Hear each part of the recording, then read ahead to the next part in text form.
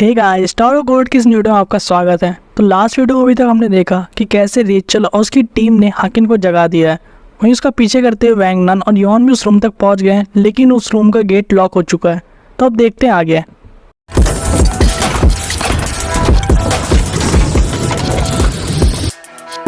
हम देखते हैं कि वैंग नन और यॉन को उस गेट के सामने आ गए हैं, लेकिन वहाँ पे उनको वो पासवर्ड सॉल्व करना पड़ेगा। उस पजल को सॉल्व करके वो अंदर जा सकते हैं। और वैंग नन इस चीज़ को देख काफ़ी ज़्यादा फ्रस्ट्रेट होता है, लेकिन यॉन कहती है कि एक मिनट रुको, मैं इसे सॉल्व कर सकती हूँ। जहाँ एक तरफ वैंग नन अपने दिमाग को एक कोस रहा होता है कि पूरे टाइम ये यूजलेस रहता है, और जब सबसे ज़्यादा इंपॉर्टेंट है इसका यूज़ होना, तो उसके दिमाग में कोई भी आइडिया नहीं आ रहा।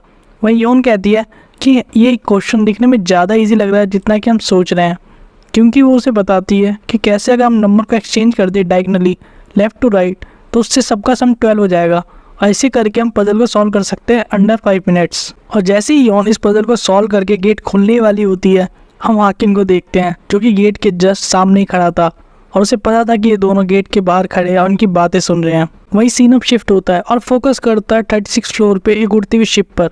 हम देख पाते हैं जिनसों खाको किसी से बात करते हुए, जो उसे बता रहा होता है कि किसी मिडिल एरिया में और व्योल के साथ वहाँ जल्दी ही पहुँचने वाला है। वहीं कॉल पर सामने वाला व्यक्ति उससे पूछता है कि क्या ये सच में हाकिन हो सकता है, जहाँ वो जिनसों आगे पूछने पर यह भी बताता है कि अभी तक उनको ऐसे पुख्ते सबूत नहीं मिले हैं कि वही आदमी जिसके बारे में सोच रहे हैं। लेकिन जिनसों कहता है कि अगर ये सही में वही है तो ये बहुत ज़्यादा खतरनाक हो सकता है, और उसको रोकने का भी कोई जस्टिफिकेशन फक को नहीं दिया जा सकता।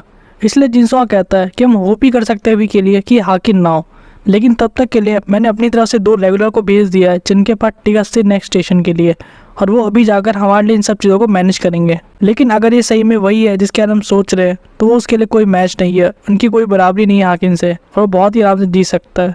लेकिन हम देखते हैं आगे क्या किया जा सकता है। वहीं सामने से इसका साथी जब व्योल के बारे में पूछता है, तो जिनसों वहाँ बताता है सैड होते हुए कि कैसे व्योल अभी भी ट्रेन पर जाना चाहता है। जिनसों कुछ भी करके उसे यही रोक के रखेगा, चाहे व्योल को ये चीज़ पसंद ना आए, क्योंकि थ्रोन की पावर होने के बाद भी बैम अभी तक बहुत ही ज़्यादा पावरफुल नहीं हो पाया है।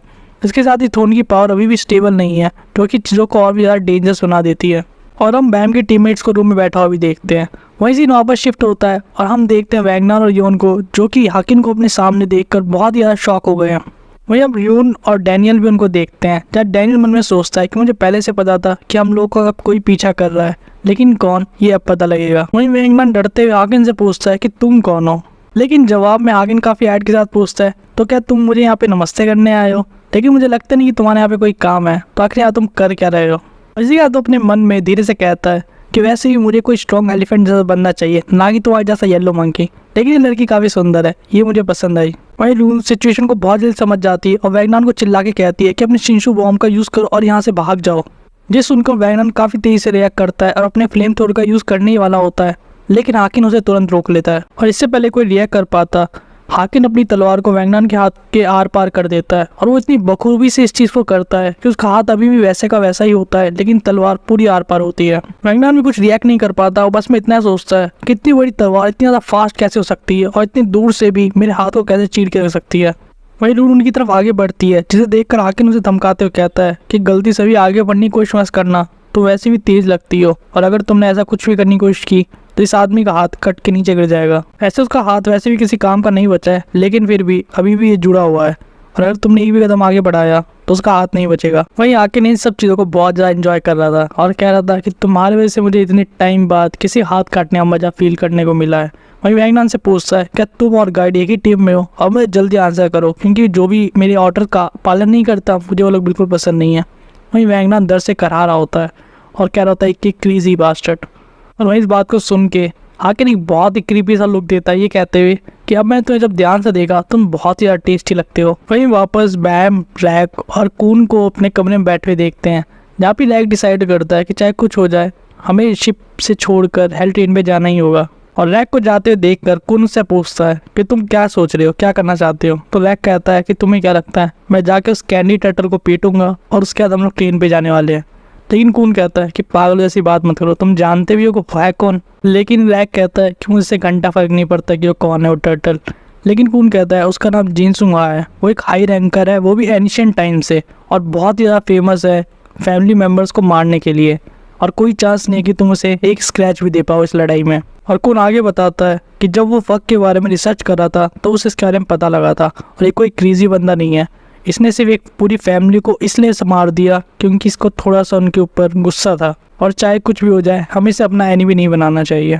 और सिर्फ इसी की वजह से ही वियोल फक से बाहर निकल पाया है, और अगर ये मना कर रहा है तो हमें नहीं जाना चाहिए। वहीं हम बैम को जिनसोंग को वापस मिलते हुए देख पाते हैं। वहाँ जिनसोंग वियोल को वापस समझा रहा होता है कि जो बंदा मुझे लग रहा है अगर ये वही है तो तुम किसी भी हालत में इसको हरा नहीं सकते, और वहाँ जाना तुम्हारे लिए बहुत ज़्यादा डेंजरस होगा, इसलिए ट्रेन का पीछा करना छोड़ दो। और अगर इसके बाद भी तुम जाना चाहते हो तो जिनसोंग बैम की तरफ देखते हुए कहता है कि अगर तुम मुझे हरा दो तुम जा सकते हो, लेकिन ऐसा तुम कभी कर नहीं पाओगे, क्यों, है ना।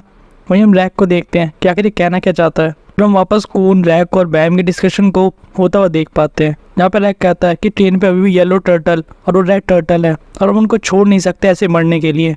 लेकिन कून कहता है कि हम उसे हरा भी नहीं सकते यहाँ से जाने के लिए। लेकिन रैक का मानना होता है कि हम कुछ ना कुछ तरीका निकाल के उस कैंडी टर्टल को हरा सकते हैं। और काफ़ी देर तक इन दोनों में इस चीज़ को लेकर काफ़ी ज़्यादा बहस होती रहती है। और एंड में कून कहता है कि हम उसे हरा नहीं सकते, लेकिन इसका ये मतलब नहीं है कि उसको हरा कर ही हम यहाँ से बाहर जा सकते हैं, उसके अलावा कुछ और भी रास्ते हैं। ये सुनकर बैम भी काफ़ी ज़्यादा ध्यान से उसे देखता है और उसकी बातों को सुनता है। वहीं वापस हेल ट्रेन में देखते हैं जहाँ पे हाकिन ने अभी भी अपनी स्वॉर्ड को वैगनर के हाथ में घुसा रखा है और उससे बहुत ही खतरनाक तरीके से टॉर्चर करते पूछताछ कर रहा है और जानना चाहता है कि आखिर वो और गाइड यहाँ पे करना क्या चाहते हैं। लेकिन वैगनर दर्द से करा रहा होता है, उसे कहता है कि इतनी दर्द में वाला बात कैसे कर सकता हूँ। लेकिन आगिन कहता है अगर तुमने नहीं बोला तो मैं तुम्हें खा जाऊंगा। यून इस चीज़ को देख के समझ जाते हैं कि आगिन मजे ले रहा है और इस चीज़ को काफ़ी ज़्यादा इंजॉय कर रहा है। वही डैनियल आकिन को रोकते हुए कहता है कि हमारे पास टाइम नहीं है बर्बाद करने के लिए इन फालतू लोगों पर, क्योंकि इन्हें नेक्स्ट स्टेज पर जाना है टेस्ट देने के लिए, ताकि नेक्स्ट फ्लोर के लिए ये एलिजिबल हो पाए। क्योंकि अगर इन्होंने उस स्टेज टेस्ट को पास नहीं किया तो उसके साथ ही ये लोगों को हेल ट्रेन से बाहर निकाल दिया जाएगा। और क्योंकि अब हाकिन की सीट भी टूट चुकी है तो ट्रेन में वो भी बिना स्टेज टेस्ट को दिए बिना बाहर नहीं जा सकता। और इसके साथ वो ये भी बताता है कि ये लोग जियोवियल ग्रेस जो कि एक स्लेट नॉमिनी है उसके साथ ही है और हमारे बहुत ही ज़्यादा काम आने वाले हैं। और इसी के साथ हाकिन वैगनर के हाथ से तलवार बाहर निकाल लेता है और उसके बारे में पूछता है कि आखिर स्लेट नॉमिनी है कौन। और इसी सीन वापस शिफ्ट हो जाता है और हम बैम को और उसके दोस्तों को शिप पर देख पाते हैं जो कि जिनसों आगे सामने खड़े होते हैं। जिनसों अपनी कैंडी को एंजॉय करते हुए बहुत ही कूल तरीके से बैम की तरफ देखते हुए पूछता है तुम यहाँ क्या कर रहे हो वियोल, तुम्हें रेस्ट करने के लिए कहा था अपने कमरे में। लेकिन मैम काफ़ी दृढ़ता के साथ उसे कहता है सॉरी टीचर, लेकिन हमको जाना ही होगा हेल ट्रेन के लिए। और इसी के साथ ये चैप्टर यहीं पे खत्म हो जाता है। तो टावर ऑफ गॉड की इस एक्सप्लेनेशन वीडियो को यहीं पे खत्म करते हैं और नेक्स्ट वीडियो में हम देखने वाले हैं कि हाकिन के आखिर रियल प्लान क्या है और नेक्स्ट स्टेज पर जाने के बाद वो आखिर क्या करने वाला है, उसकी पावर क्या है और उस स्लेट नॉमिनी में इतना इंटरेस्टेड क्यों है। इसके साथ आपको अगर इस वीडियो की एक्सप्लेनेशन पसंद आई हो तो आप इस वीडियो को लाइक कर सकते हैं, हमारे चैनल को सब्सक्राइब कर सकते हैं और इस वीडियो को ज़्यादा शेयर कर सकते हैं और हमें कमेंट करके बता सकते हैं कि आपको और कौन सी वीडियोस चाहिए या एक्सप्लेनेशन मांगा चाहिए जिसको हम आपके ला सकते हैं।